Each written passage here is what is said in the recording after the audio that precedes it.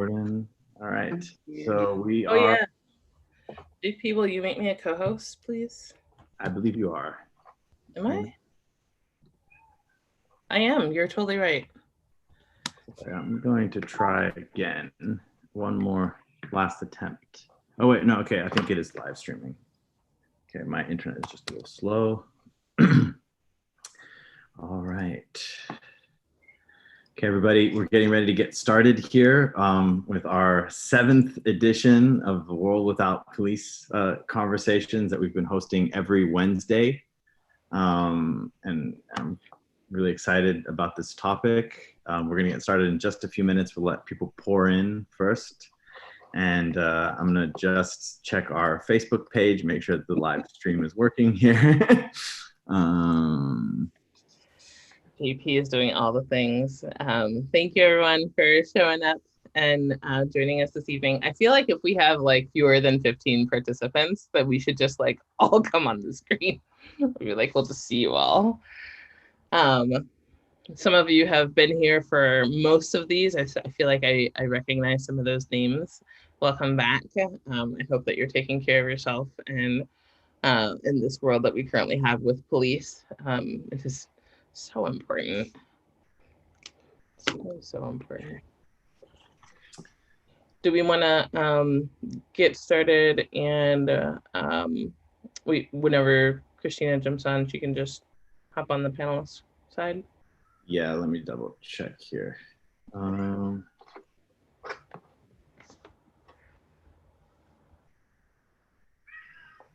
Yeah, let's go ahead and get started, and then we'll take it as we go. Okay. Thank you all for joining us. Like we said, this is the 7th edition of this particular series. What does a world look like without police? How are we reimagining public safety? This particular one is about the intersection of policing and trauma, specifically about over-policing. So we're going to have some great panelists on here. Right now we've got Ree, who is excellent. Ree and I can have a conversation for 3 hours without anybody else here. So I'm really excited about the conversation that we're going to have this evening. My name is Nikia Winfield. I am a political organizer, a political social worker, and looking for police accountability all of the time. I've done work with policing through the equity office and getting them through the equity tool, the first 7 divisions, and doing that pilot. I'm also currently on the video review for their training to be able to check and see if their videos are above board. We're not going to talk about that. That's a lot. But really great to be here and have this conversation with y'all. JP, do you want to introduce yourself? Yeah, hi. My name is Jean Paulo. People call me JP. And I'm a community organizer with the Austin Justice Coalition, local troublemaker. And I really look forward to these conversations that we have every Wednesday. I think it's a good way to, the topic of the conversations is always imagine a world without police. And we try to do the work of allowing ourselves to imagine what world could be like without policing, and thinking of alternatives to public safety, alternatives to community safety. And thinking about all of that. So I'm really excited for this for today's conversation. I think it really is close to home for a lot of the work that we do, and I'm excited to be here with y'all. And this is Kristen Smith. Welcome. I think your mic is off. Thanks for having me. No, I was going to say thanks for having me. We're just going around and everyone's just kind of introducing themselves, and we're going to get started here. So I think. So you want me to go? Yes. Okay. So hi, everyone.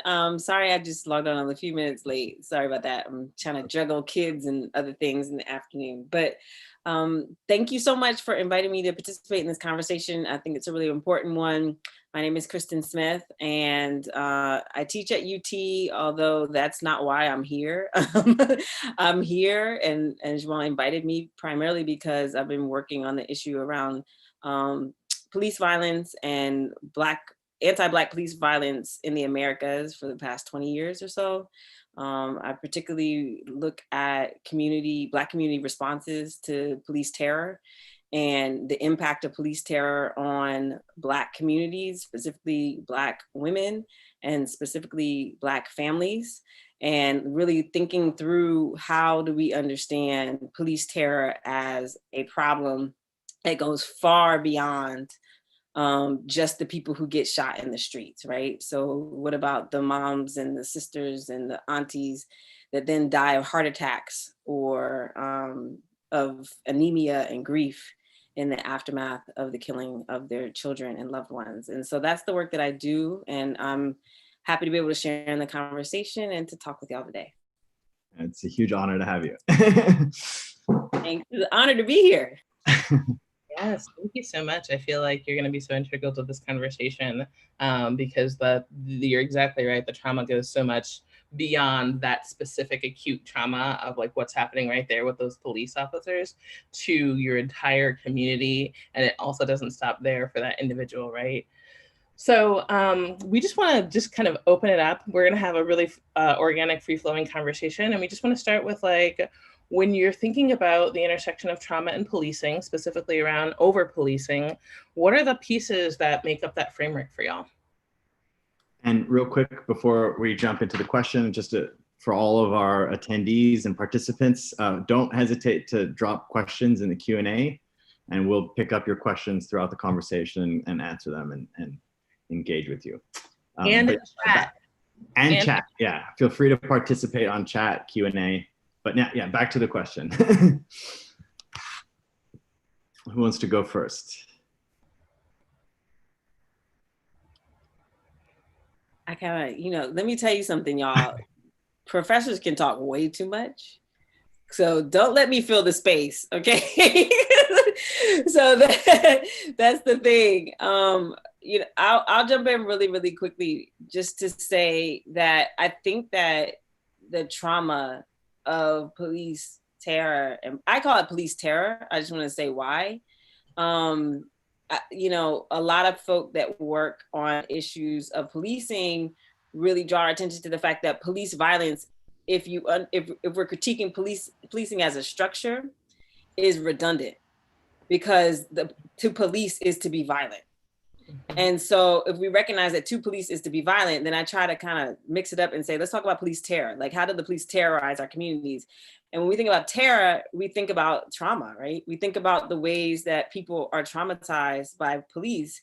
And I think a lot of us can relate to that if you just grew up in a space where the police were terrorizing. And, we can talk about families and we can talk about the way it impacts families. But I think about in my own life, the ways that I have been witness to policing, to repressive and physically violent policing. I've been harassed by the police and had to deal with that. And it creates a sense of terror that never leaves us. And that shapes not only how we live our lives, but it also shapes how our bodies feel and how we engage with the world. And so, one of the things that I think about in my work are the ways that Black women in particular have what we call a shorter telomere length than other folk, like other women of different races, which means that literally the biological wear and tear of racism on our bodies in the everyday makes us older than we look or than we are.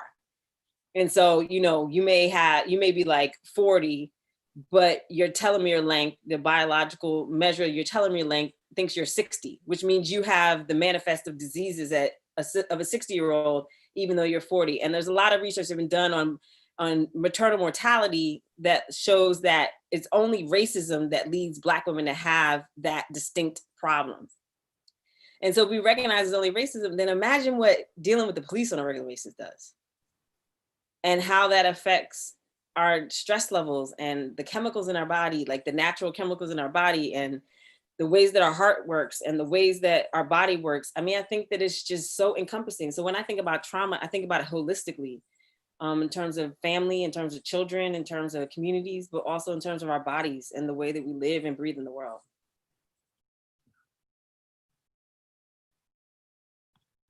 Reed, do you want to go next? I mean, yeah, I'm not a professor or nothing, so I didn't actually get to tell anybody who I am. So I'm Ree, and I am a homeless youth advocate. Been doing work with folks experiencing homelessness for a long time. I was homeless in Austin. Well, actually, I was homeless all over the country, but settled in Austin when I was young. So like 17 to 24, just kind of why I'm here is talking about like the impact of like trauma and over policing for people experiencing homelessness, because that's like got its own layer of things we have to think about when we're doing our work, and especially people working in social services, and how quickly they are to determine like if they need to be calling the police in to spaces where there are folks like drop-in centers and things like that. So when I think about trauma as it relates to over policing, it really, again, this is just like from my own life, right? But it is this sense of, so I've been off the street for 12 years and I still am like scared of cops, and arguably shouldn't be, but when you get kicked in the face enough times, you're like, oh, you're gonna take me away and I'm not going to be okay anymore. And I think there's this consistent like dehumanization that already exists in the experience of homelessness, right? Like you can't go to the bathroom, you can't get water, but like also the rates at which folks get ticketed, arrested, beaten, it just starts to play into your everyday existence, where you walk around never safe ever again. Like, you know, we see it. I work with young people experiencing homelessness, and we see reactions just to like almost oh, my brain just went dead on what the term for it is, but it's like it is a trauma response, right? When somebody walks by with a uniform on, or somebody comes in, and you know, there's a lot in social services where it's like cops are your friend, you know, but it's like, oh no, but that's the experience of you on this side of the desk. But when you're like on the street, that's not really how this works. And so it leaves this like long lasting like lack of trust, lack of safety, and just like fear all the time. So yeah, I mean, I guess that's kind of where my mind immediately goes. Yeah. Thank you for sharing that. Thank you both for that. And I'm so sorry, Ree. While we were starting and JP was doing the things, I was looking for the name of the artist who did the painting that's behind me, so I could share it with people. But I was telling them before, when I try to do two things at once on my computer is done. And so I missed that part. So I apologize. We want everybody to know who you are. So wow, those are two really great perspectives, right? On like what does trauma and policing look like, and what is over policing? How is that a part of it? I know for me, there are certain, when we think of like bad neighborhoods, there's this idea of like who lives there, right? But for me, the idea of a bad neighborhood is like, how many police am I going to have to encounter in this, right? Because when we think of people who are going to like come and help us, there are some populations who'd be like, yes, the police, they are our friends, they're going to come and help us, they're going to make sure that nobody steals our things or breaks into our houses, or like any number of things that happen on CSI, they expect the police to come in and do those things, right? And then there are kind of the rest of us who are like, oh, like you tear gassed my friend yesterday, or you shot me with a bullet, even though it was a rubber bullet, when I was not threatening anyone, right? And so those different perspectives are the things that come in for us. But I know when I'm thinking about being over policed, like there's the idea of this kind of chronic reminder that you can be kidnapped at any point in time, that you can be beaten at any point in time, that you can be subjugated at any point in time, that you can be humiliated at any point in time, and that there's no recourse, right? Like this idea that like there's this learned helplessness of like, if you encounter a police officer and they decide to start beating you for whatever reason, right? Like even if for no reason at all, like what are the defenses that we have? What do I get to do? Like, do I get to fight back? Because clearly that's not an option, right? Do I get to defend myself in any sort of way? Like, no, that's not an option. Like the only option that we get is to like lie there and comply even when we're not resisting. And so like, what does that look like on a constant basis, right? Like, what does that look like when that's the experience, not just when we're like driving downtown for a protest, but like when we step out of our homes, or even when we don't step out of our homes, even when we are still inside of our homes, and they come and knock on our doors, right? How does that play into, even if we don't see these police officers knocking on our doors, where like when the police who killed Breonna Taylor are still at large, right? Like she wasn't out doing anything, like she was legit sleeping, right? And so the idea of over policing to me is having to think of it chronically all of the time, sleeping or awake, and having to deal with that terror every time that you wake up or go outside or look on the television or do anything in your life. You know, it's interesting, and I'm sure because this is where my brain goes with it, but like this thought of even when you're not, like when you don't have a home, you know, in our city, in our community, particularly when that camping ordinances went into effect in 2006, right? So like I was actually actively sleeping outside when that happened, but like the way the cops will like wake you up to move you along if you are in a place you don't belong, because I guess it matters if you like are on the sidewalk at 4 a.m. when nobody else is out in the world. But they like kick you in the face and they'll say, oh, well, you were under blankets, so I didn't know that it was your face. Or, oh, you know, even if they even give you that amount of dignity, which often they just don't, right? But it's like, it is a consistent and always thing. And when you go into areas, when you're talking about like the bad neighborhoods, and my brain, you know, goes automatically to like the Arch and Salvation Army and places where it's so heavily like policed, it's unbelievable. You know, between 2014 and 2016, the city of Austin issued something like 18,000 tickets over the camping ban, the sit sleep stand ordinance. I can't get all the words out for it, but and you don't consider the impact of that on never getting out, right? Like it's not just this constant fear of the police, which is in and of itself enough, but this idea that like these things that they do, like you get a ticket, like those sit sleep stand ordinances, if you get a ticket for that, it's $500 fine. So tell me how many of us have $500 right now? Like, I'm just curious if anyone on this screen would just randomly have $500 if they needed to pay a ticket. Because I'm going to tell you, I certainly would not be able to do that. And so then it just creates this continual cycle of keeping people from being able to. And then in the city of Austin and the state of Texas, really with the way they do like the Texas state standard leasing, if you have certain types of crime and misdemeanor C, which is what the sit sleep stand is, does count as that, you can't get housing if it's on your record, right? So this is not just something keeping you from being able to like, you know, live with dignity. It's keeping you from ever getting out of this continual cycle over and over and over again. So it compounds, right? The impact. It's not just the, like, I don't know. And I'm sorry if I interrupted you and I wasn't supposed to. I'm still learning this format, but that's just like what my head just started going. Sorry. No, you're fine. That's the idea. This is a free-flowing conversation, right? This is a world without police. I am going to jump in here though and say that in you know, the way some of the things that come to mind when I think about this topic of over-policing right now, because of the work that we do at AJC, is I think a lot about the announcement that Brian Manley just made recently, that he's going to be moving all these police officers from specialty units onto patrol, right? So they're moving 95 more police officers into patrol. And what is patrol? Patrol is you know, and this very much feels and sounds like just straight up retaliation against the community for turning up for, you know, for the small but important victory that we won on the police budget.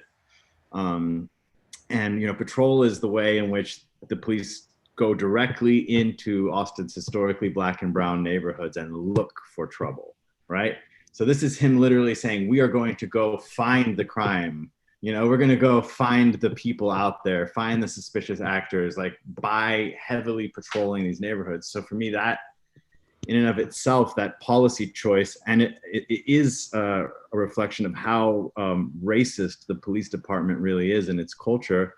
And if there's any aspect of policing in America today that has like a direct link, the most direct link to the beginnings of policing and slavery, it is the patrol, right? That act of monitoring and surveilling the neighborhood. So that's something that I wanted to highlight as we go into this conversation, how this is a very real and current situation in Austin. And another thing I want to talk about is, we work on housing policy. So you have these neighborhoods that are the historically Black and brown neighborhoods of the city. And those are the neighborhoods historically that are policed. So, we had a comment here on Facebook. Someone asked, ideally, what would Austin look like? What would Austin sound like and feel like without police? And we always come back to this question. And, there are parts of Austin with little or no policing right now, right? Just go to an affluent neighborhood in West Austin, right? Yeah, go to Westlake and you will know what life feels like without policing. There isn't a heavy police presence. There isn't really police there at all, right? Police get very, very, very few calls to go out there at all. I imagine that neighbors there must have other ways of dealing with things that don't involve police calls, or maybe they have other arrangements with police. But so that's something very important. But then the flip side of that is then we talk about, okay, well, then people say, well, maybe we need to integrate neighborhoods. And then and then when you have these neighborhoods where people are living together and now you have Black people living in white communities, then you have white people calling the police on their Black neighbors very, very, very frequently. So the sensation is, even if you're in this slightly more diverse or integrated community, your majority white neighbors now are in a sense the police. They become the police for you because they are capable of calling the police on you at any moment or on your children. We have had a number of cases in the Mueller neighborhood where police call, neighbors call the police on their Black neighbors, on their Latino neighbors. So I think there's a really interesting ways in which it's only the sense of have I frozen? Oh no, sometimes I freeze. Okay, well, I'm glad I'm back maybe for a little while. But I just wanted to highlight the way in which there's this relationship where it's not just the physical presence of the police, but the ability that certain groups have to call the police on a whim and to wield that force of police violence. So I wanted to highlight that. Yeah, I just kind of wanted to jump in really quickly because everything that was just said is just, it resonated with me so much and so deeply. And I really wanted to just kind of share that how important these observations are and for people to really understand that this is something that folk are constantly thinking about and constantly living with every time you leave the house. And I think recognizing the ways that in gentrified neighborhoods, our white neighbors, because I live in a very gentrified neighborhood in Austin, our white neighbors are the police. And so the ways that people kind of surveil and watch you in your yard, you never know if somebody's going to think you're trespassing in your own yard and then feel like they need to shoot you in your own yard. My neighborhood has had situations where neighbors have taken guns out because they saw a Black person on somebody else's yard and thought that they were doing something they weren't supposed to do. I mean, we've had really kind of horror stories with that. And I think that the one thing I wanted to add is that I really hope that folk can start to think about policing as a continuum and not just these moments of extreme violence that we talk about that spark these national outcries, right? And so there are things that accumulate to Breonna Taylor and to George Floyd. These little interactions, like getting kicked in the face when you're living on the streets and you're trying to just sleep, right? So we need to put that in conversation with Breonna Taylor in her bed trying to just sleep. And that's it. It's the ways that policing and the police are allowed to do those things on an everyday that then enables them doing it at a larger scale that ends up killing somebody. And I think we really don't necessarily think about that regularly. But when we're talking about terror, we're talking about the tiny little moments and we're talking about the big moments. And we're not making a distinction because the little moments enable the big moments.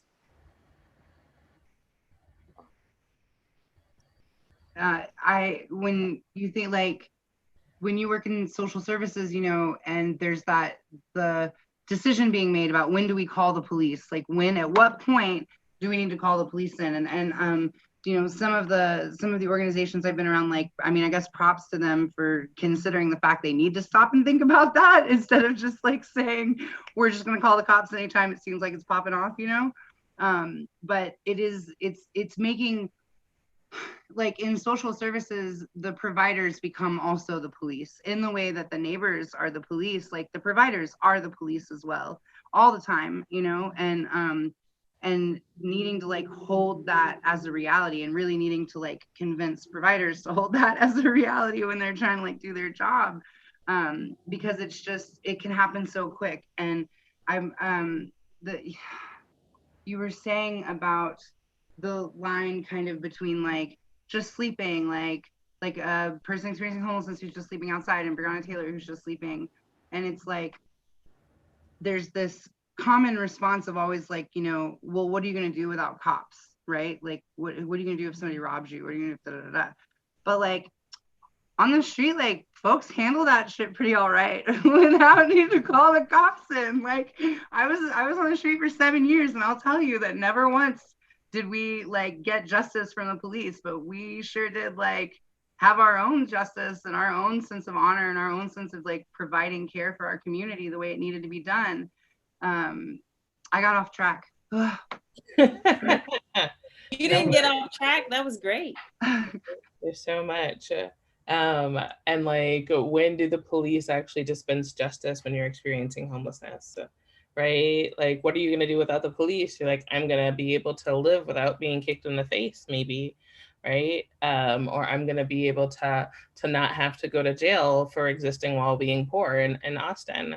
Go ahead. I was gonna say, it's not just existing while being poor. This is the thing, right? This is the thing so many people don't realize about homelessness in our community. So like in the city of Austin, our general population is like I think it's less than 9% Black African American, just for general population living in our community. 42% of people experiencing homelessness in our community are Black or African American, right? And so you see this over policing of the population for being poor, for, you know, like getting, you know, arrested while living poor, whatever. But it's compounded, right? When you start looking at this kind of reality of this race factor of like, of the top 5 factors that will lead to homelessness in the city of Austin that we know do, like data, right? I know white people need their data. There's data to back this up. I can like, I'll pull it. If you want it, just should drop it in the chat. I'll make sure you get it. There is data to back this up. But of the top 5 components that will lead to homelessness in our community, the number one group affected by that by 4 times, right, are Black and African American folk.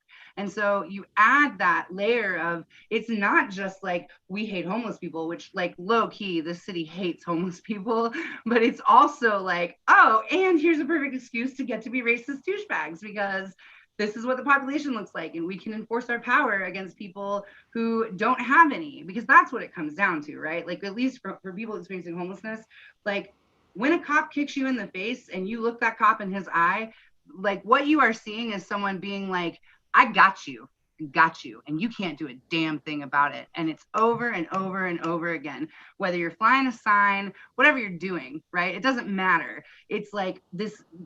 It's like they get off on it. And I know you can't say that about all people, hashtag not all, whatever. I don't buy that rhetoric, but some people out there might. But I just think like it is something that has to be considered. When people make a decision to become a police officer, they're making a decision to become a tool of the oppressor, to become an oppressor. It is a choice that they are making. The police don't exist. The police exist, right, to protect property and to protect law, which is to protect people with money.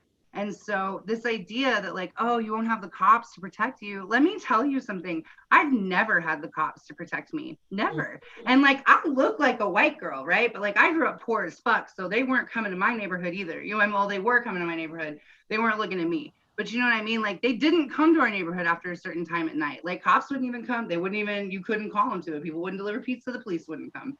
You think that might be nice, but it's just, it's your whole life of being sold this line of, this is where you're going to get protection. And what if somebody hurts you? And what if somebody does this? And it's like, my whole world view and experience has taught me, actually, if anyone's going to hurt me, it's that dude with a badge. It ain't like this dude over here that's flying a sign. That guy's probably more likely to bum me a smoke than he is to like cause me any kind of harm. You know what I mean? But yeah. Okay, I gotta say one thing. I told y'all I talk too much, but go for it. So the one thing I have to say is this.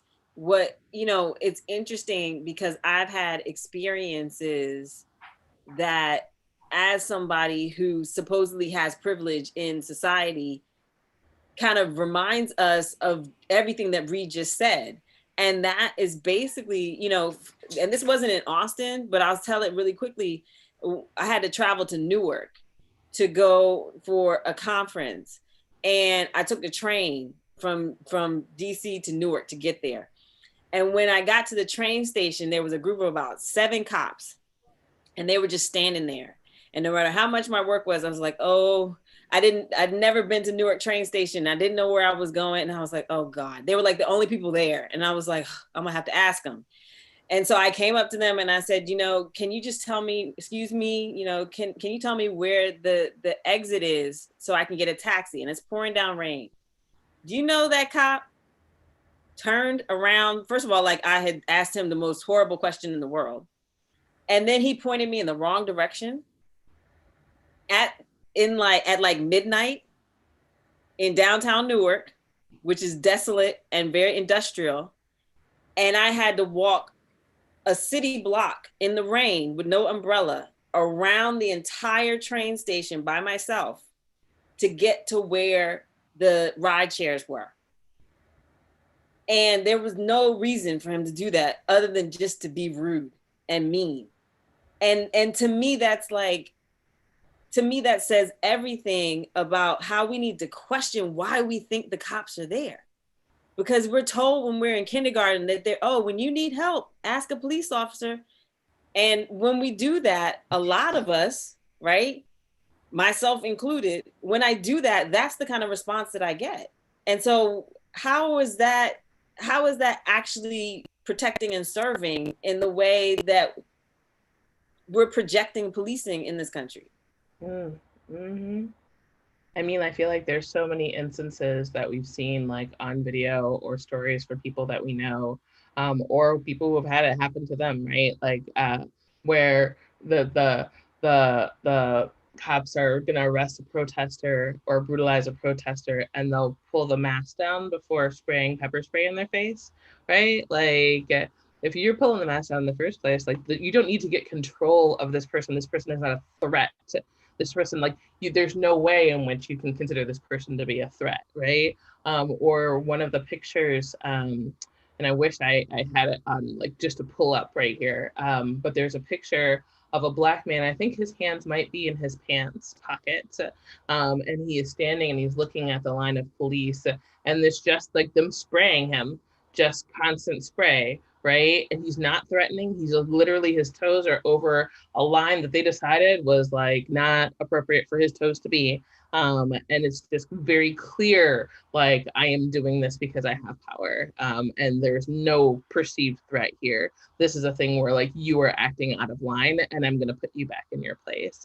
And what does that look like when the neighborhoods that we're policing also have the combined, like what Ree was talking about, where race is not like separate from this at all, right? So when we are talking about neighborhoods where it's majority Black and brown people, or like just places of where folks are homeless, which are also neighborhoods that are comprised of mostly Black and brown people, and so not only are there very limited consequences because they're police officers anyway, but then there's also the racism that infects the entire criminal justice system, which just underscores all of that, right? And then the racism for the people who also hate homeless folks, right? Which is like, they know that it's racist, right? Like, they know, and they might not be able to tell you and say those things out loud. But the fact is that, like, if you're looking at the folks who are like in the like the Save Austin, or the folks who are petitioning against people being able to live unimpeded in Austin, and folks who are like Make America Great Again, like that's a circle, right? Like there's a reason that those things are that those behaviors and those beliefs are in that same group of people, right? But I wanted to also speak to the idea that Rhea, I think that you brought up that about police officers hating folks who are experiencing homelessness, and it's so clear that they do, and to the point where the Austin Police Association made a video that was then the purpose of the video was to try to get the people in the state of Texas to put the Austin Police Department under the state of Texas, so that it wasn't subject and they didn't have to be at all accountable to Austin, who isn't really actually taking your money away anyway. But there's a whole thing, right? Apparently it's legislatively possible, but like the first 5 minutes of this like 12 to 15 minute video are them having videos of just like images of homeless folks in tents underneath like bridges, and talking about how like, look, this is going to happen everywhere. Like Austin has been like, sacrificed, and like these leaders can't do anything. And it's like the entire first 5 minutes of this video is talking about how much you hate people existing in homelessness in Austin. And police are the folks who come in contact with these people the most often, right? Like they're sent out there to patrol these folks, right? To help, to make sure that they get their mental health or whatever it happens to be, and yet you're the department that, or the people who represent you, who are elected to represent you, are making these videos talking about how much they hate folks experiencing homelessness. Like it's not hidden at all. And like it comes down to that like rugged individualism, right? Like that's what this was about, right? Like that, I mean, to me, that whole thing you're talking about, the cycle of like MAGA, Save Austin Now, all of this idea that there's this common ideology, particularly around homelessness, actually only around homelessness that I can think of, that it's like you are homeless because of bad choices that you've made. So like you are experiencing homelessness because of drugs, because of behavioral problems. I've heard that before. Not taking into account like the entire set of systems that are in place that like lead to these experiences for people. And in our community, I can't even,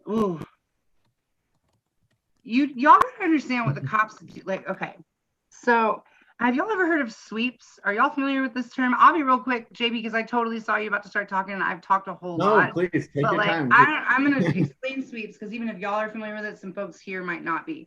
So, and sweeps really became like nationally a known thing during the 96, Olympics in Atlanta. When Atlanta hosted the Olympics in 96, that made like national news. They did this. This is something that our community does. This is something, and I'm going to tell you, like, I have to be so careful about this because you can't find record of this anywhere. But I can tell you from being awoken in the middle of the night and pulled off the church steps and put into a van, this is a thing that our community does, that our police department does in this community. So before every major event that happens in the city of Austin, so back when I was a street kid, it was just South by and ACL, but now we've also got Formula One, which brings in lots of money. So I'm assuming it must, obviously have ranked up there with this. So right before South by in 2005, I and like 15 other of my like people that I knew on this, like drag rats is what people used to call us. Like, I'm taking it back, I was a drag rat, whatever. But like, they literally rounded us up. They put us in like a van and drove us to Round Rock, and they dropped us off at the outlet mall parking lot in Round Rock. And this was before there was any kind of like transportation back and forth, right? So 2004, I was 21 years old and didn't really know much of anything. I was 21 or 22 when this happened. But basically what they did is they just took droves of people experiencing homelessness and took us out of the city where we couldn't get back in the city, because in the state of Texas, it is illegal to hitchhike. I mean, you can do it, but you're running a risk, right? And they just left us there. And in Williamson County, they're way harsher on people experiencing homelessness in terms of laws there and ordinances there. So they do this before every major event to clean up the community, and that's why it's called sweeps. The other thing they do before South by every single year every single year is warrant roundup. And I'm just like, y'all, like, people need to be paying attention. Like, these are choices being made to like literally make it seem like I can't. I'm getting angry. I'm sorry. I didn't know I was gonna get so angry about that. But like, yeah, fuck, that happened a long time ago and I should be fine. Oh, I don't know if you yeah. Okay, cool. So that's like a legitimate thing that happens and something that we all need to be aware of. When people start looking me in my face and telling me how great the cops are for me, like, the cops are great, sure. They take you far away and leave you out in the middle of nowhere with nothing when you're a child. Yeah, they're great. They're great. They do it over and over again. Do you know how many people pay attention the next time there's a festival coming through, if we're allowed to go outside again, or when we're allowed to go outside again? Pay attention to the Arch and to the Salvation Army area, just like downtown, like Red River, right? The Red River District. Because also we got rid of the homeless people because they want all those bars to be able to make money. So you can't forget that either, right? It's all about that money. And anything that makes Austin look like they can't handle their shit costs Austin money. So the cops get rid of the problem. And they do it however they can. And they do it over and over and over again. And every time you go outside, because that's where you have to sleep tonight, you know that's a possibility. And it's like, getting kicked in the face is the least worst thing that you have to be afraid of police for. And it is the least worst thing that they can do to you in the middle of the night, and that they do. And like, just nobody talks about it because homeless people don't have rights or aren't real. And I'm gonna just do this. I want to, okay, so hold on. I know, JP, I know you're coming, but like, I feel like it's really important to remember that like policing and trauma is trauma, right? Like talking about this is traumatic. Living this is traumatic. Recounting this is traumatic. And it's really important that people are able to take care of themselves, whatever that means, right? And that doesn't mean like, oh, don't have the conversation and shut it down because you're angry, right? Like that's not the type of spiritual bypassing regulation we're talking about. Like if you're angry, like you mad for good reason. This shit is infuriating, right? Like it kills people. But whatever you need to do to take care of yourself, like please do that. Whether it's like if you need to step away from a moment, and I'm not just talking about Ree either, right? I'm talking about anybody who's listening, right? Like this is not a fun time. And like sometimes we laugh about it because we're like, okay, otherwise I'm gonna start crying and breaking down. And maybe that's not what I want to do right now. But like take care of yourself, whether like, again, if that means turning off your camera, if that means stepping back, if that means having some water, if that means hugging a friend, if that means finding some plants, whatever you need to do, like please like take this as permission to do that, because like caring for yourself in a time of like racial genocide that's happening right now, like that is resistance. So please, JP, do your thing. No, that was great. That was really important. And actually, with that reminder in mind, I was going to ask Ree to elaborate on something, but elaborate on this if you can go there, if you feel comfortable going there. But you mentioned sweeps and you mentioned warrant roundups, and I was wondering if you could just explain a little bit more what a warrant roundup is. Yeah, definitely. So warrant roundup happens every year in March, weirdly coinciding with when South by happens. And basically it's when they go through all of their systems and they like identify who has warrants and they put like flags next to their name. So not only will they go to people's homes and knock on their doors or go to where they know they can find them in the case of someone who's experiencing houselessness, but they also flag your name. So should you get pulled over, should you get stopped and they run your name, it'll pop up there. But it is where they actually go like seek out people with warrants so that they can arrest them and take them to jail. And they do it right before South by every year. And it's totally coincidental. And we have to remember that some of the things you can have warrants for are just unpaid tickets, right? Minor things that kind of accumulate as financial offenses. So yeah, it really becomes a way to just criminalize poverty in our community. Yeah. They don't let you sit out warrants anymore. Sorry. Go ahead, Reed.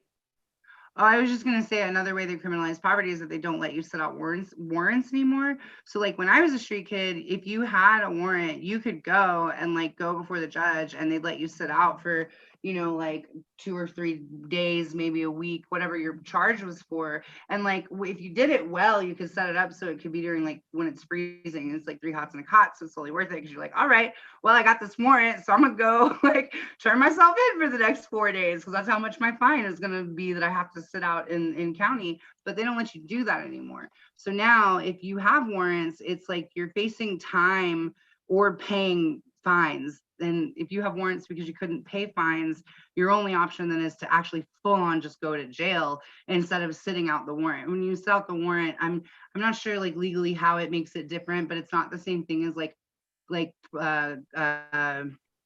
pleading guilty. It's like different because you only do it for you work off that time basically by sitting it out in jail, and they don't let you do that anymore. I was just gonna say, because I wanted to kind of underscore what you said, Reed, and just emphasize that your experience here in Austin is global.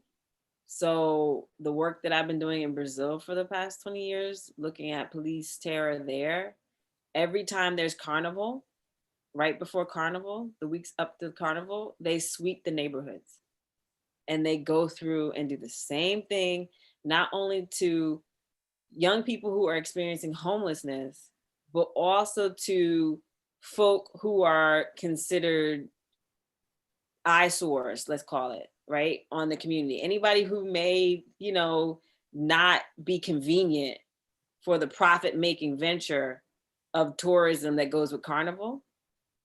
And I just wanted to say that because I think it's important for folk to understand that what's happening here is a much bigger set of issues around how, kind of like what I would say is like patriarchal white supremacy and, neoliberalism all work together with the state in order to create a system that marks certain people as violable and expendable.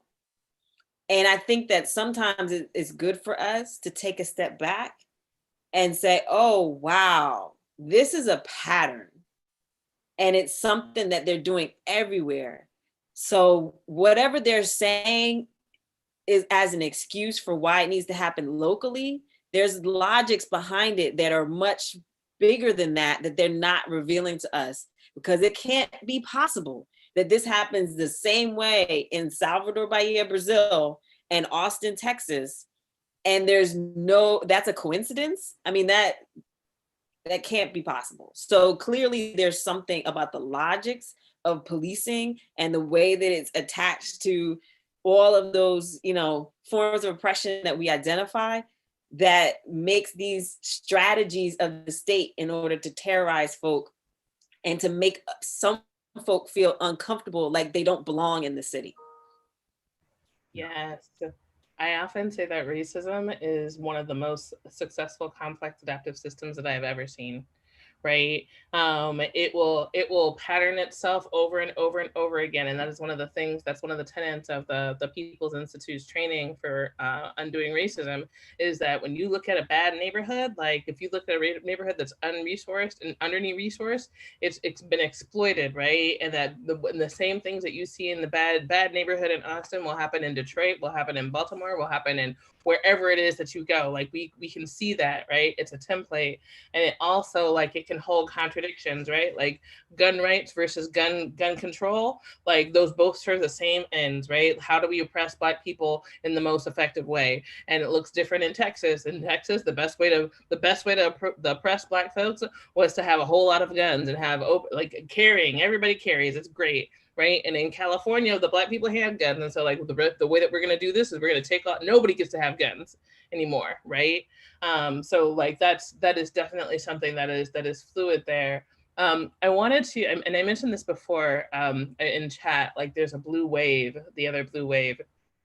And I feel like there's some times in which people are like, oh, you know, like maybe this isn't intentional, or like, you know, these systems are holding hands in white supremacy, right? Capitalism and city government services, and like police is kind of where all of these services like fall out, right? Like that's where the outcomes happen. That's where the gaps are, right? And so some people are like, okay, well, you know, they're not intentional in doing it, but I feel like the idea with APA and having that video shows you one side, but then there was also a time when they were going to do a thing that they called a blue wave, which means that they were, so for when police are out on patrol, unless they're downtown, they're almost never walking. They're always in cars. So they've got these police SUVs that are driving around. And so there were a couple of groups that were like, oh, well, the story was that they never get out of the car and like actually meet people in the neighborhood, and that was a deficit.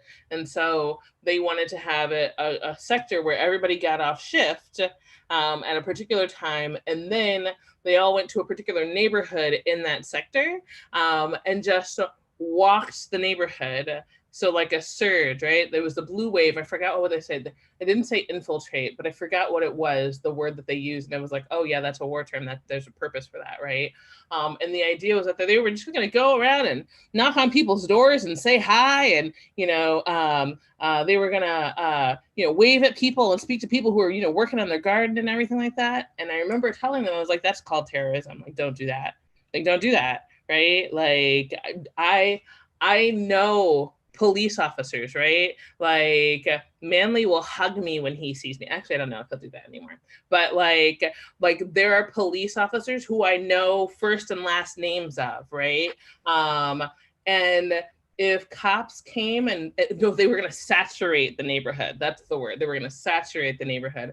If like there was a blue wave of police officers saturating my neighborhood, I would lock all of my windows. I would lock all of my doors twice. I would close all of my blinds, and I would call somebody to come help me that wasn't the police, right? Like there's no way in which I'm going to see that and be like, oh, I'm so glad that they're here. Hello, Officer Friendly, right? Like that is a move in a neighborhood where like you are showing power, right? Like the whole point of that is to show power.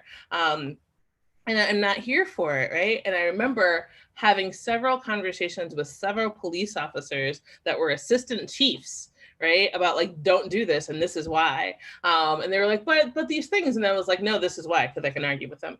And they're like, okay, yeah, those are some good points. And they were still going to do it. Like they went up and in fact, not only do they know what they're doing, like they were thinking about doing it in Ida sector, which is like central North Austin, Lamar, Runberg, like that area. And what they decided to do after me telling them that was to do it in East Austin instead. And I remember like being told that the equity office and police and like were in Natasha's office, right? Harper Madison's office, because that's who they were going to ask, be like, hey, you know, we want to come and do this thing. Is that cool? And it's like, you know, that this is terrorism, you know, because if you had two brain cells to put together, like you'd be able to figure that out in the first place. But if you don't, I told you over and over and over again. And I had other people tell you this thing, and you did it because of that, right? Either you did it because of that, or the best possible explanation that's the nicest to you is that wasn't a problem. You did it despite that, but you knew, right? And so like, it's not just this thing where it's like, oh, well, you know, this accidentally happens. Like they know what over-policing is, and they know what the effect is on the people who they're doing it to, and it's on purpose. Yeah, and that really makes somebody. Oh, sorry. No, please go ahead. I was going to say really quickly, somebody in the chat mentioned intimate violence. And I think it's really important to recognize that part of the ways that this also becomes a form of terror is gaslighting. And so they gaslight us by telling us, no, that didn't really happen. No, you were never swept up in a raid when you were a child. No, that didn't really happen where we actually said, we were going to invade your neighborhood. Like, I mean, part of the way that the intimidation happens, and it's really on this kind of misogynistic structure, right, is by intimidating in a kind of real toxic, like hyper masculinity way that kind of engages with the community in order to kind of bully us into a relationship with them. And so that to me also helps us to understand why are they always talking about all these different forms of violence together? Like, why misogyny, white supremacy, neoliberalism, imperialism, why does all this stuff have to come together? That's why, because they operate within the same logics and they feel the same way to us. And they use the same forms of tactics of intimidation and violence, because to me, gaslighting is a kind of violence, right? That really kind of eat at you over time.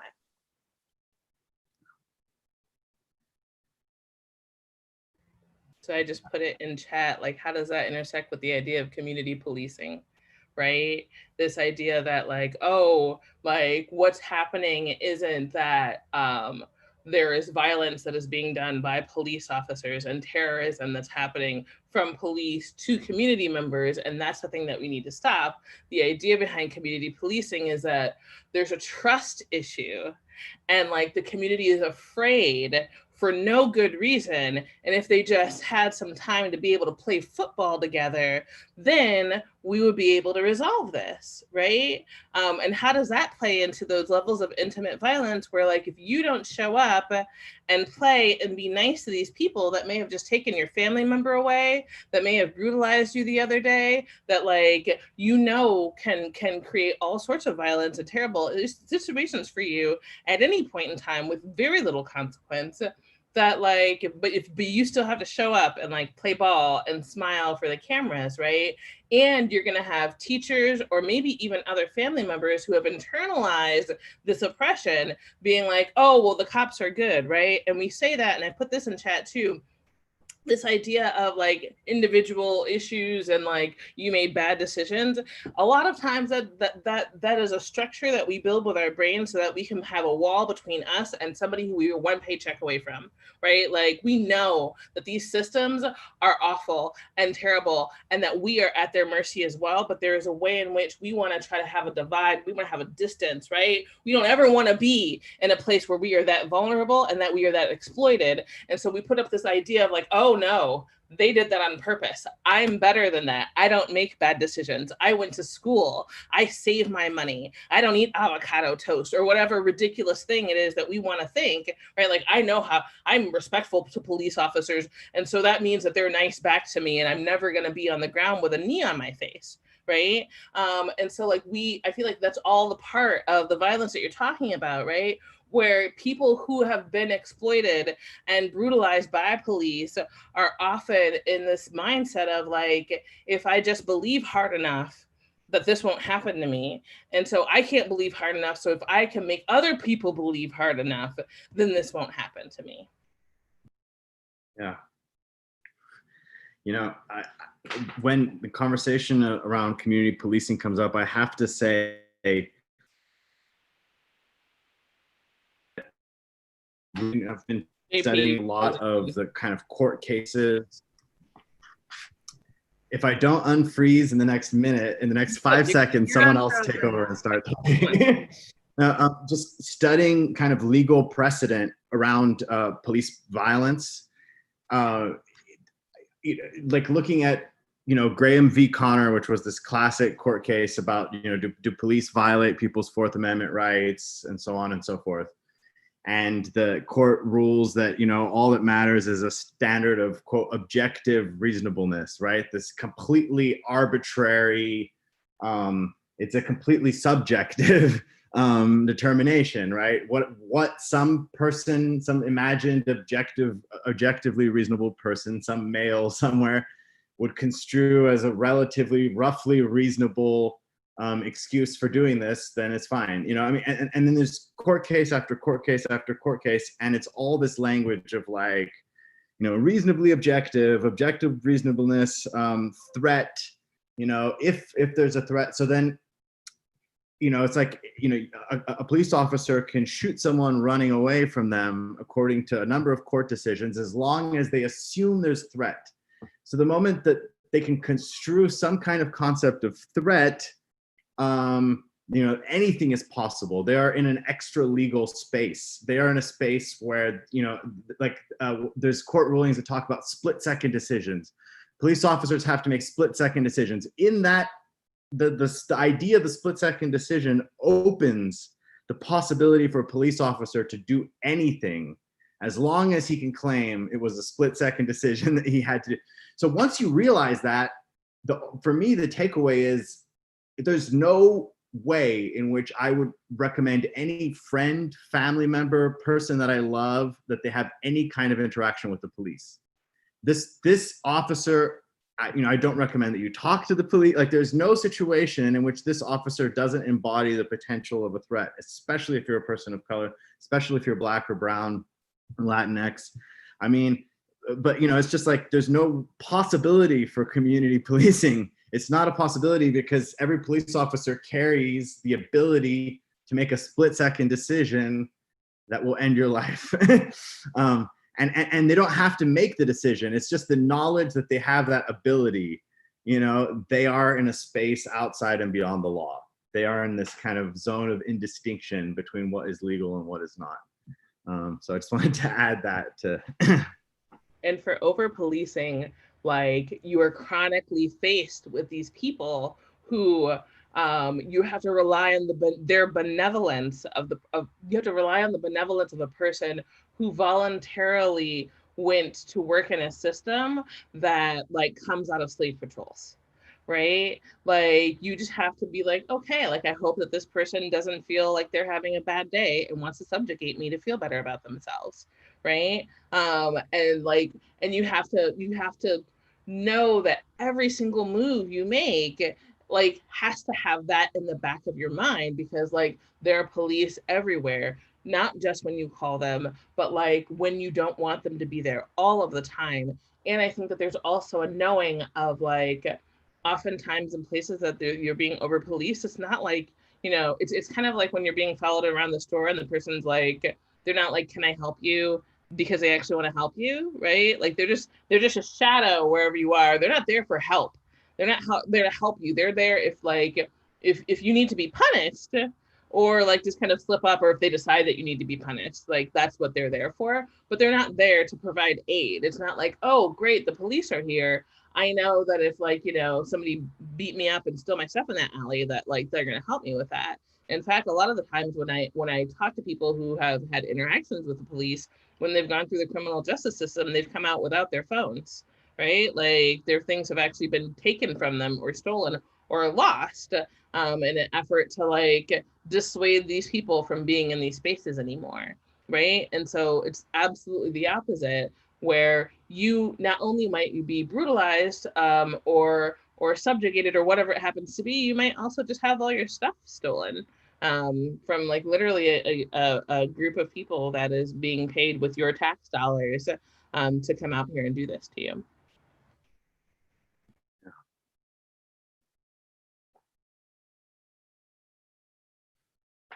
Ooh. Well, we're at 7:03. Do we want to invite some people on? Do we want to? I feel like there's a couple of folks that are saying some things in the comments. JP, you frozen again. Is there anybody who's asking questions who y'all think you want to bring on? Actually, yeah, and Kristen made a comment here about stores that orient their employees to approach people who they think are suspicious. Yeah. Kristen, you want to come through? Yeah, no, definitely. I was going to say, I typed it in the chat because I didn't want to interrupt, and I also didn't want to forget. But, okay. Some stores that will remain nameless, I've actually heard them say this in orientation in the morning, but some stores that will remain nameless will tell their employees that if they think somebody's suspicious or they could be stealing, they should go up to them and say, oh, can I help you? And so again, we talk about gaslighting. A lot of us have had people come up to us and say, can I help you? And it makes you bristle and it makes you say, no, you can't help me. I'm just looking in the store. And you wonder why you feel that way. It's because they are being suspect in the way that they're approaching you. And so, policing is really so much more expansive than sometimes we want to talk about. And then when you try to tell other people about it, they're like, well, I don't understand why you're so upset, I just asked you how really you what's were. I happening. just asked you if I could help you. I wasn't trying to say Yeah. anything, you know? Yeah. And it's like, yeah. And then go try to talk to like one of your like straight, like one of your friends that has maybe occupies higher intersections of privilege than you do. And they go, I think you probably just misunderstood. That's not really what they were doing. And you're just like, okay, cool. Yeah, I get you. I see you. Like we see each other. Like, all right. You're really stressed out right now. I know it's a hard time for you with like all of this racism happening, like, and you might maybe see things that you wouldn't have normally seen before. Yeah. Calm down first, right? Calm down Oh, first. I was about to say, you just hit that tender spot, the calm down. That those are fighting words for most of of us. I think what scares me, JP, to something you were saying earlier, is because I was thinking this earlier too, and I was talking about like who makes the decision to call the cops and like in spaces where I work, and I like you know, what's scary to me is like who is allowed to define what threat is, because like to everyone's point, I'm pretty sure, and I think Nikia specifically you spoke this out loud, but like the threat is to like I feel everyone on this call at least is the person with the badge, right? It's not like who like what they call that lady, they made fun of her. They probably shouldn't have, the white lady that called on the picnic patty or whatever, you know, or like to the point of when our neighbors are the police as well, or when our colleagues are the police and things like that. It's like those things that they consider like a threat, it's that is white supremacist in its complete structure, right? Like that comes from entirely a system of understanding white culture as dominant and norm, and so anything outside of that is scary. And oh my gosh, somebody got loud, like we're not allowed to get loud. It's like, dog, like people can get loud and it doesn't mean that you are in any kind of danger. Most of these people like do not care about you. Like, and where, because in places that I've been, like where there's drop-in centers or things like that, where there's a high population of people experiencing homelessness, those places are almost exclusively run by young, you know, well-meaning and well-intentioned white women. And you know, bless their hearts, and I'm glad they have good intention. And I also am like, but if you don't have any type of like understanding of the world outside of your own framework, then you're gonna like make a mistake and make a phone call one day that could kill somebody. And it's like that's the weight that it carries. Like anytime you call 911, anytime, that didn't even matter. That ain't even like just like that lady Amy Cooper or whatever out in Central Park or whatever, who did that shit intentionally and should make everyone wary of white liberal women. But no, that sounds bad. I'm to the left of liberal. Just be very clear. But no apologizing on this conversation. You know, the socialization of white supremacist, you know, patriarchy.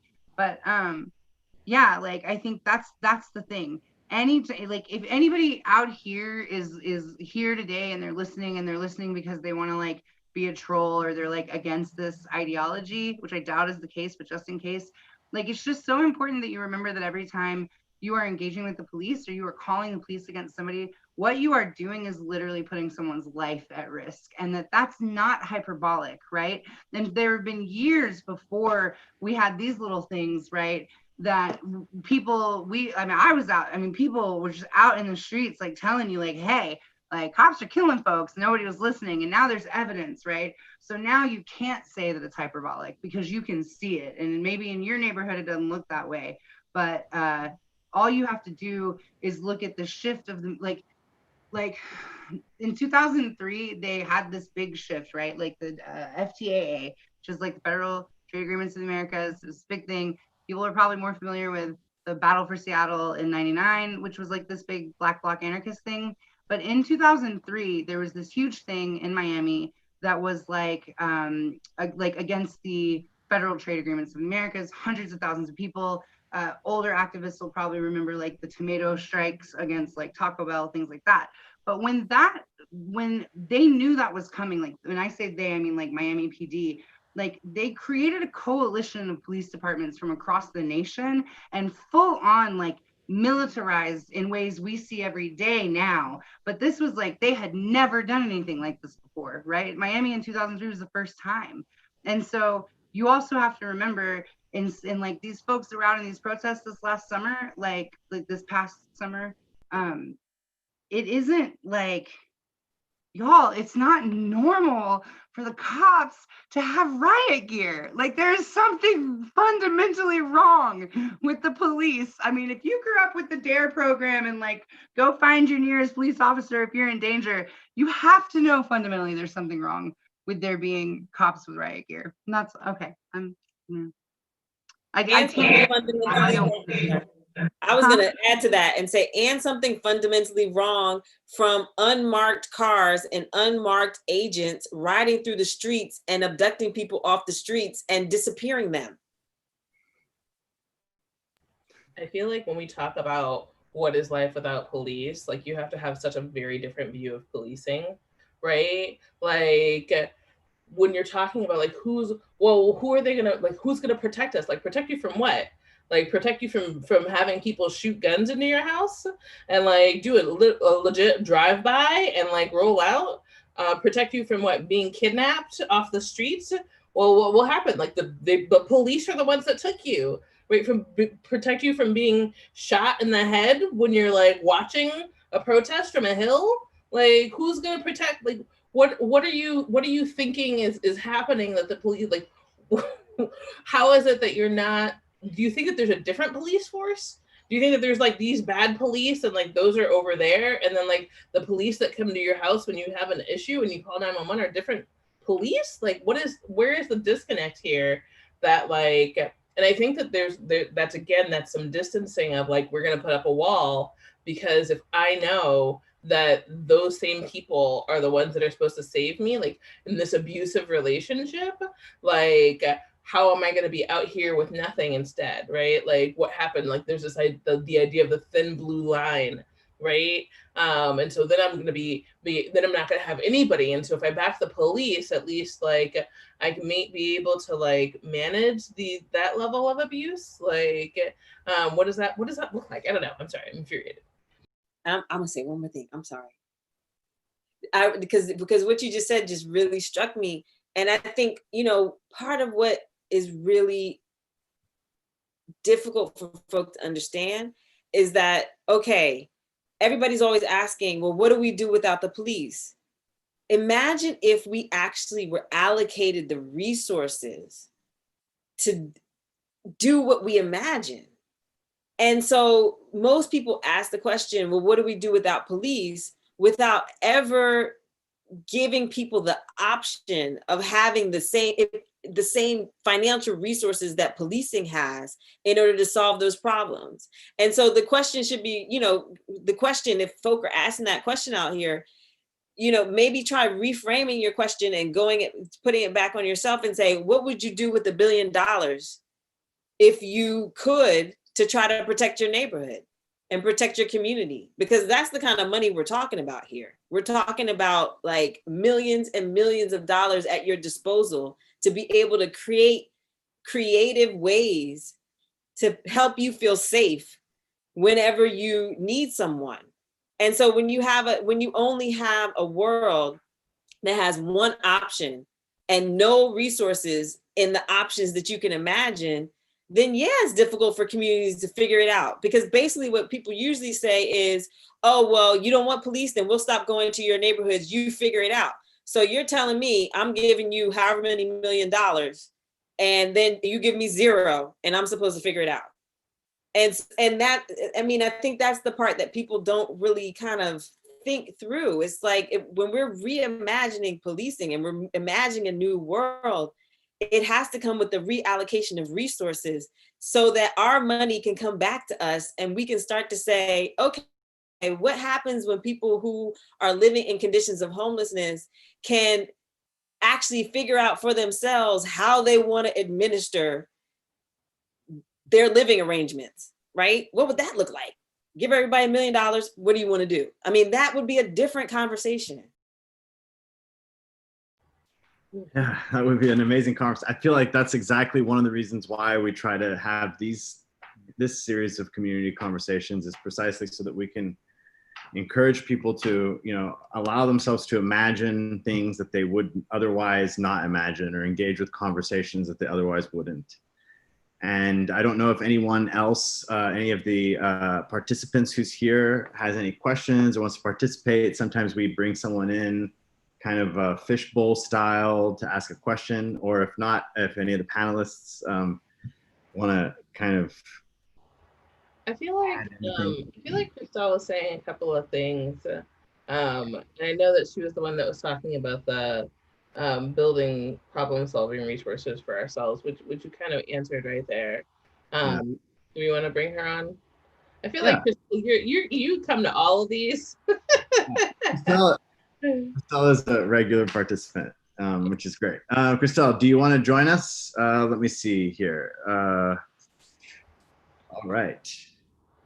Sure, I will come on, but it was answered. Dr. Smith did an excellent job answering that. Getting at the issue of reallocation of resources is the beginning of how communities can start to see public safety for themselves. I was disheartened to hear about Manly's.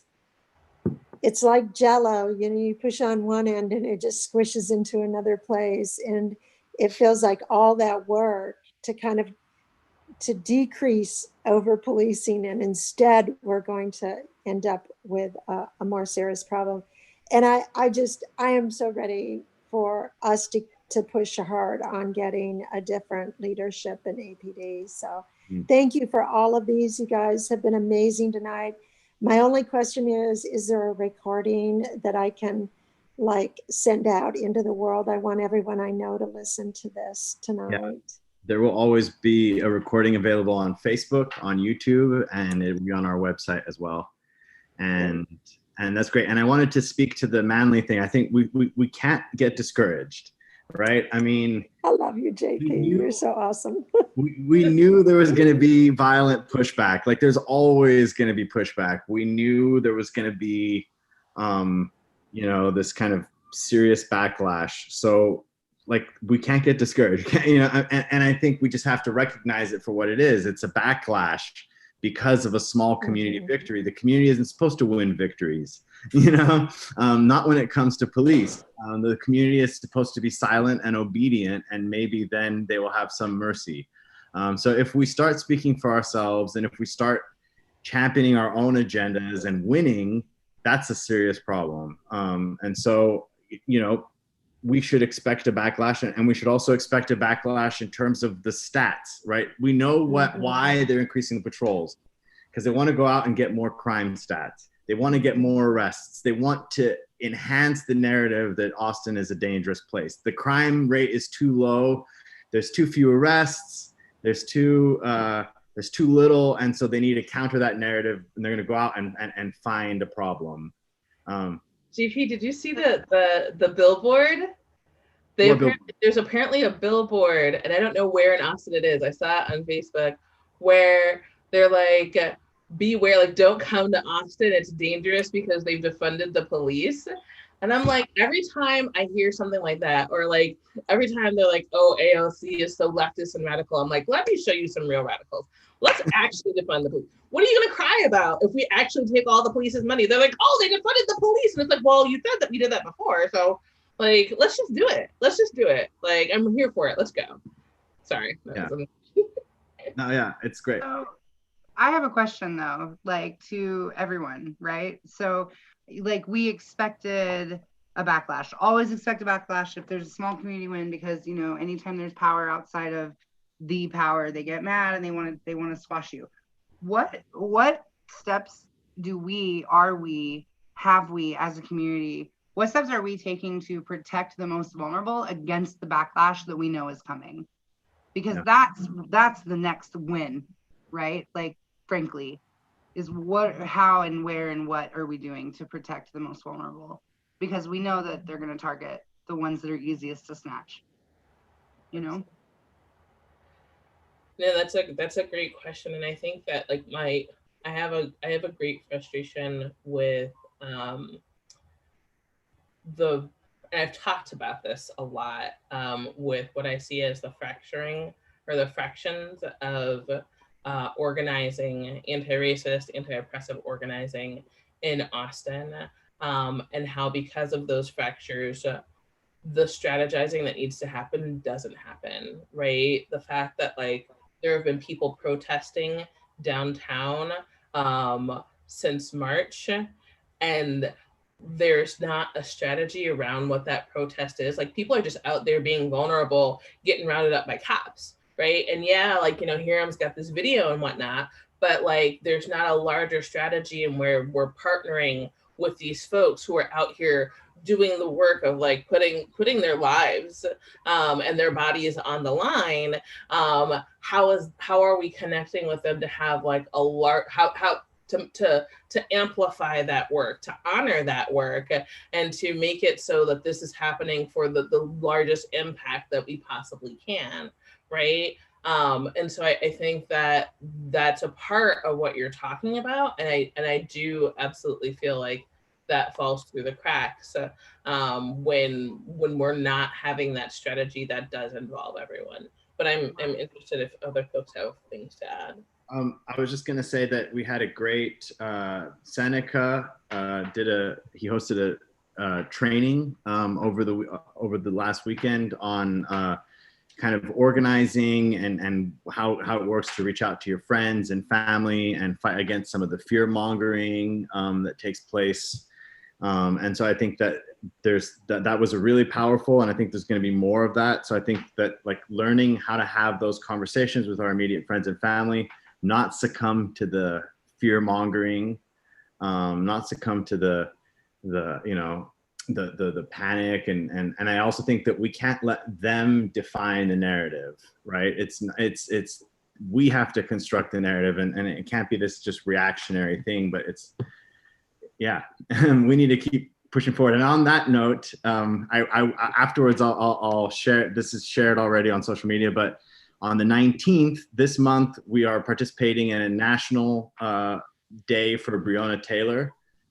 So we're calling everyone who wants to come out to City Hall, and we're going to occupy the front of City Hall. And it's organized by a national group called Queers for Black Lives, and there's a number of other local groups participating. So yeah, a little plug for that for the 19th. I want to speak to what you're talking about with like coordinating and like reaching out to people and doing that organizing. And I feel like that's also the answer, like the other part of the answer to Christelle's question. So yes, there's the allocation of resources, but then there's also like, what do our mutual aid networks look like, and how can we reinforce them, right? Like, I have friends that are in my neighborhood who are gun lovers. I am not a gun lover. I'm gonna end up becoming a gun more connected person. I'm still working on it. But like, if something happens to me in my neighborhood, like those are the folks that I'm gonna call, right? They also often like drop off food at my house because they're like, you are struggling. Like, and I know that you're struggling. So like here, like we've made this amazing food. Like we're just gonna drop off some food and we'll throw in a piece of pie for you, right? And so like, how are we using our mutual aid networks at this time to be able to like lean on each other, both for like mental health and like for just being able to get by day to day, but also like in times when we need to have that safety, when we need to be like, hey, I need somebody to come over to my house. Like there's somebody who's crawling around outside, right? How are we doing that within ourselves? Because let me tell you, there are so many people who I know who have had their houses broken into, and the cops show up 20 minutes later to like take a report, right? And so like, how are we able to figure out ways for ourselves to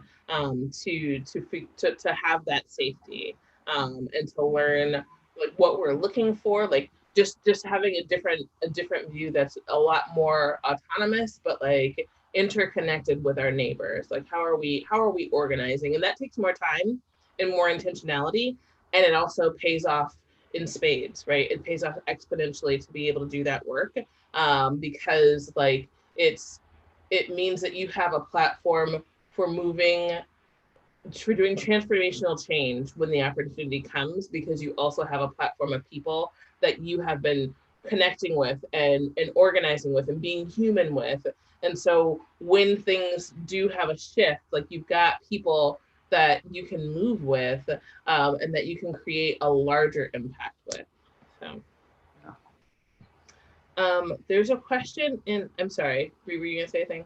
Yeah, I was just gonna say, I also think there's some value in like getting some folks together to identify like, where are these ramped up patrols happening, and what day and time and hour, and when do we know that that's going to be there, and maybe we can be countering that being there, and maybe, you know, I mean, I think there's value in that as well. I think if we have a lot of history and shoulders that we stand on where they organize counter patrols for communities. If you look at like Birmingham, Alabama, and like 63, you look at Watts and Los Angeles. I mean, like we have a lot of history of folks kind of banding together and being like, yeah, you're not gonna come terrorize our neighborhood.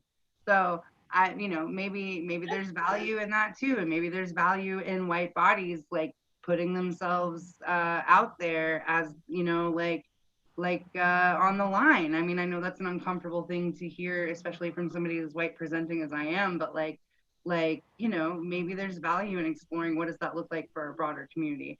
What does it look like to like create a counter institution, you know, and do that like as alongside our mutual aid networks, like build them together, because build counter institutions out of mutual aid network. Like, let's do it, you know.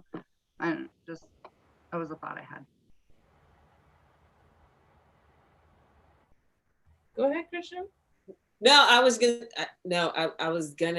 looking at the chat, and then because y'all referenced the chat, and so that's why I looked over to the side, but I was shaking my head to say, yeah, I totally agree with that. I mean, I think that particularly here in Austin, calling on white and privileged allies to really step up and try to think critically and get input on how they can help to protect neighbors and protect folk and be in solidarity with folk, I think is really important, because as we said in the beginning, a lot of us don't feel safe in our own neighborhoods, primarily because of that messy line between our neighbors and the police. And so really trying to figure out creative ways to build, you know, mutual aid networks that can make people feel more safe in their communities. I'm all behind that, and I love that idea. Oh, that's beautiful.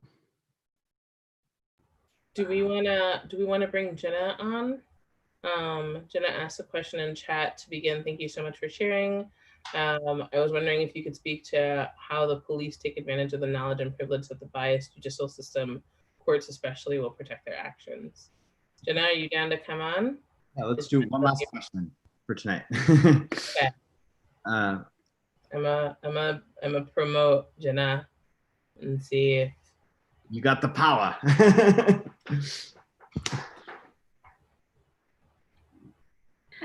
Hi. So basically, my question was talking about, I took actually a race and ethnicity class where we did projects, particularly my group focused on race, politics, and law, and then delved more specifically into drugs and the war on drugs. But when we were doing that project, we were looking at the judicial system, and we focus more on like the drug aspects and how disproportionately people were arrested, especially during Nixon's presidential term. But I was wondering how, more specifically, like in general, how the police use that knowledge and privilege that the judicial courts will protect them and will be biased toward them, or even delay these cases and not take any action when they're on the streets. Ree, you're on mute. I mean, they murder people was my gut response to that. You know, like they know they're protected. They're you know, get away with what you can get away with. Like, I mean, that's probably too simple and not nuanced enough, but it was definitely like the very first thought that sprung to mind. And I would much rather hear from anyone else on this panel and their thoughts about it. I think that the first thought that comes to mind for me is how they use it to purposely hurt other people. So when we're talking about the protests, there's a certain, like, legally they have to get their paperwork done within, like, I think 24 hours, or maybe it's 18 hours. I don't remember what the specific time is, but it's like a thing where they will wait and not start the paperwork until like 45 minutes before, like, the latest time that they can get it started. Because it's not like it takes a long time, right? Maybe it takes a half an hour, but the idea is to make people pay for having come out here and protested police brutality. Like, how can we make it the worst for these folks? And like, knowing those parts of that's, I feel like that's just one way, and just like slowing down the bureaucracy, in which it seems above board, right? Like, unless you know what's up, like, it's like, oh, well, like, they're in jail, like, 24 hours versus 12 hours, like, what's the big difference? Like, it's not a big difference unless you've been in jail before and you're like, oh no, this is not where I want to be, right? Or the fact that, like, apparently the jails have water that's really problematic. Like, the actual chemical content in the water is really messed up. And so, like, I have a friend who does jail support, and like, as soon as they come out, they're like, oh, I need water immediately. But I think that there's also the point where I was talking about how they will take your stuff, right? They'll lose your phone. A phone is like $1,000 right now. And a lot of people, especially folks who are out protesting, like, they don't have the funds to be able to, like, just pick up a new one real quick, right? I know that I'm not out there protesting, and I'm relatively privileged, and if I lost my phone, like, I would be in a world of trouble, trying to be able to figure out, like, who am I connecting with? How am I even going to get out after I leave the police station? Like, where am I going to go? How am I going to get somewhere if I don't have, like, this communication tool? And so, like, I feel like those are two of the ways that it's, like, really easy and really kind of routine for that to happen. I'll just add something really quickly. I mean, I think that, they use their privilege. I'm looking at your question, but they take advantage of their privilege at every stage. I mean, at every stage imaginable, they're aware of what they can and cannot get away with. And I think it's important for us to also situate police unions in this, and their ability. I know my cat's in the thing, sorry y'all. And their ability to consult with their police union before they make reports, especially when they are in sticky situations like killings. And so really taking a look at where, I mean, they know exactly how far the law will allow them to go, what they can and cannot say, and they have people they can consult with before they turn in their official paperwork to make sure that they say what they need to say to get out of whatever they could be accused of. And so I think that that's something to be really aware of, and to recognize that, because everyday citizens, everyday folk don't have the extensive knowledge of the limits and possibilities of the law, and they do. And they use that as a weapon, just like they use their guns as weapons. Thank you for bringing that in.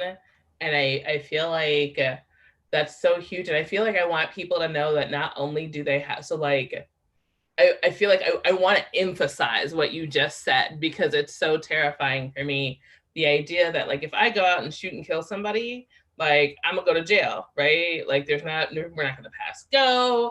I'm not gonna get to hang out at my house for a little while before they come and pick me up, right? Like, I'm going to go to jail, and they're gonna hold me there while they investigate, right? Whereas, like, a police officer that kills somebody on duty gets to go home. They get 48 hours before they have to write down what it is that happened, and which time they can form whatever they want to with their alibi. They also have access to all of the evidence, all of the body cam, all of their friends who were there who can help them build said alibi. And like, again, if I kill somebody, I don't get to hang out with my homies. I don't get to like kick it and like come up with a story and make a Google Doc about like, oh, what happened exactly? Let's review that tape and make sure that, you know, like I'm saying this particular thing. Oh, I said stop resisting 6 times, but like they weren't, like, we don't get to review all of that in order to make a case as to like why I was justified in this death.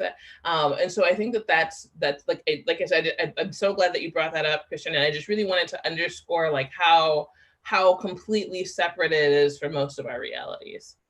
And how, just to jump on that real quick, it also underscores the point you just made, Nakia. It really underscores how this idea of the body cam, which a few years ago, you know, when I first started getting involved with activism around this in the time of Mike Brown's killing, Mike Brown's murder, you know, a lot of activists around the country really bought into this promise of the body camera for police officers. We thought, well, okay, let's make all police officers wear body cameras. But it turns out the body camera protects the police officer. The body camera makes the police officer less accountable.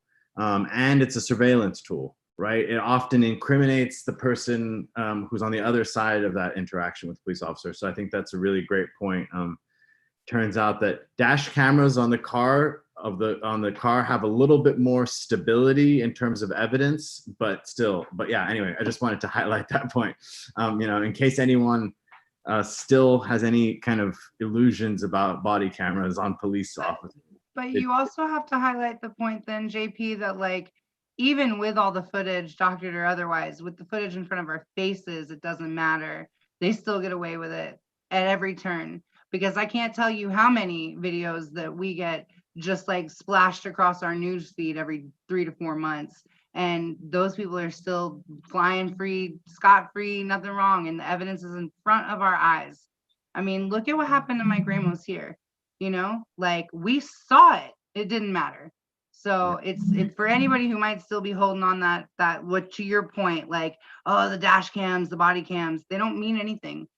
They don't, and it's shitty that they don't, but it is, we're watching that unfold as a reality and have been. No, that's real. Thank you for highlighting. I just wanted to add on one little thing, and that is, you know, I really appreciated Nakia's example of how if any of us killed anybody, all the things that we would have to go through. But I also wanted to add something to that. When folks' loved ones get killed, they don't even have the rights that the police officers who do the killing have. So I think about Breonna Taylor's boyfriend and the way that they hauled him off to jail immediately, right? I think about Jacob Blake, who was handcuffed to his hospital bed. I mean, these are the kind, you know, I think it's important for us to really understand that you're talking about rights that aren't even given to the people who are the victims of the kinds of violence that they do. Not to mention any of us being on par with them in terms of our citizenship and our rights. We're not even on par with them when they kill us. So it's really, really something that we have to pay attention to. Yeah.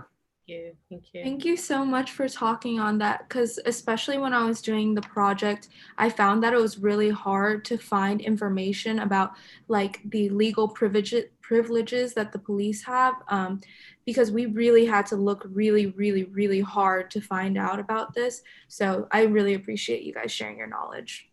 Absolutely. Thank you for bringing us your question and hanging in there.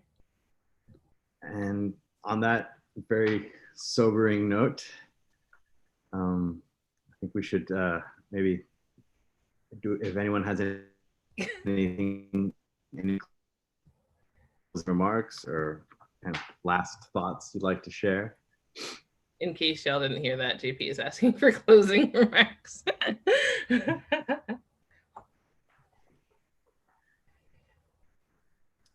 I would like to just say it was really an honor to be here, and thanks for even thinking of me. And I have so much enjoyed this conversation, sobering and angering and perhaps slightly re-traumatizing though it may have been. I have really appreciated the opportunity to take part in it, and it was really just been an honor. So thank you all. And I'll say the same thing. It was great to meet those of you I don't know, and nice to see those of you I do know. And I just really appreciate being allowed to be in this space and to be part of the conversation. I learned a lot, and I just, I appreciate all of your experiences. And in particular, you brought so much of yourself, and you were so vulnerable in this conversation that I just want to say, I appreciate you. And I appreciate all that you do, because your truth brings light to other people's circumstances. And so thank you. Yes. Oh, and is there a way that people can follow up with you or follow the work that you do or connect with you in a different way? If you want to put that in chat, so people can continue watching your excellence, and we can do that organizing work of being able to connect folks. That would be dope.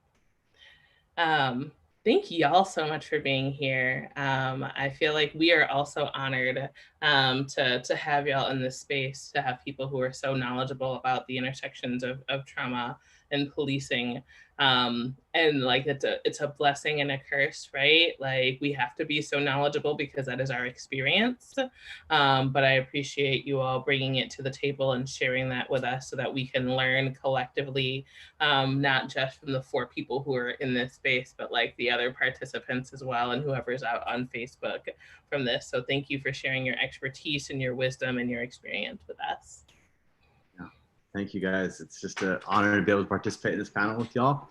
I really appreciate all of your experiences, and thank you so much for joining us, Dr. Smith and Ree and Nakia, and I look forward to our next conversation. Next Wednesday, we got more. Thank y'all. Enjoy the rest of your evening, everybody, and get some rest. Thank you all.